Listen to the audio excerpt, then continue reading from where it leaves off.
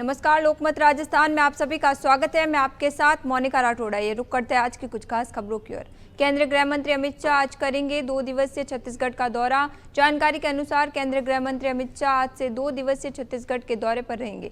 वो आज दोपहर रायपुर पहुंचेंगे। यहां दोपहर में नवा रायपुर सेक्टर 2 में नेशनल फॉरेंसिक साइंस यूनिवर्सिटी और सेंट्रल फॉरेंसिक साइंस लेबोरेटरी का रायपुर परिसर का शिलान्यास एवं एनएफएसयू रायपुर के अस्थायी परिसर का उद्घाटन करेंगे। इसके बाद वे होटल मैफेयर नवा रायपुर में छत्तीसगढ़ एवं पड़ोसी राज्यों के डीजीपी एडीजीपी के साथ सुरक्षा संबंधित बैठक लेंगे। अमेरिका ने ईरान पर दागे बंकर बस्टर बम। अमेरिका ने ईरान के नानताज, फोर्डो और इस्फहान जैसे 3 प्रमुख परमाणु ठिकानों पर हमला करके पूरी दुनिया को चौंका दिया है। इस हमले में अमेरिका ने अपने सबसे घातक हथियारों में से एक बंकर बस्टर बम का इस्तेमाल किया है। दावा है कि अमेरिका के B-2 स्टील्थ बॉम्बर विमानों से करीब 13,600 किलोग्राम यानी करीब 2 हाथियों जितने भारी बम गिराए हैं। अमेरिकी राष्ट्रपति डोनाल्ड ट्रंप ने खुद ट्रुथ सोशल पर इसकी जानकारी दी है। ऑपरेशन सिंधु के तहत ईरान से अब तक 827 भारतीयों की वापसी हुई है। इजरायल और ईरान में चल रही जंग के बीच भारत की सरकार ने हाल ही में ऑपरेशन सिंधु की शुरुआत की है, जिसके तहत ईरान में फंसे भारतीय छात्रों, प्रोफेशनल्स और श्रमिकों को सुरक्षित वापस लाने का काम किया जा रहा है।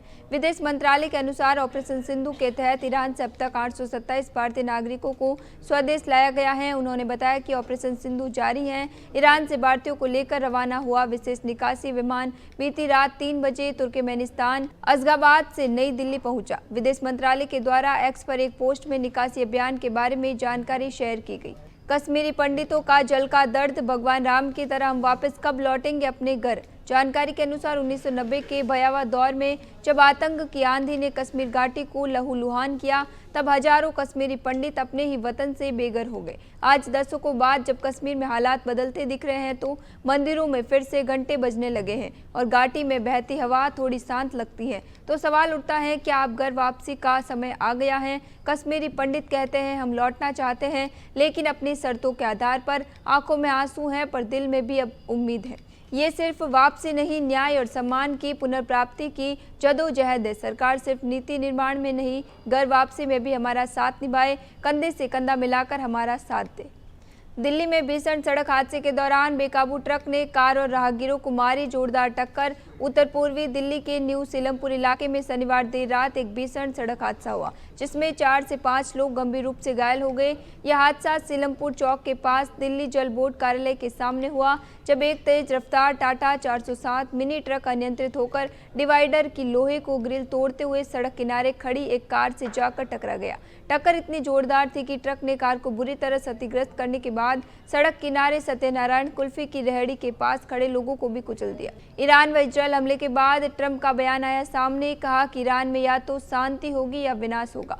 ईरान पर अमेरिकी हमले के बाद राष्ट्रपति डोनाल्ड ट्रंप ने कहा कि मैंने बहुत पहले ही तय कर लिया था कि मैं ईरान को परमाणु हथियार हासिल नहीं करने दूंगा। ईरान सिर्फ इजरायल के लिए नहीं बल्कि अमेरिका के लिए भी खतरा है। ईरान पिछले 40 सालों से अमेरिका और इजरायल के खात्मे की बात कर रहा है। अगर ईरान शांति कायम नहीं करता है तो इससे भी बड़ा हमला होगा।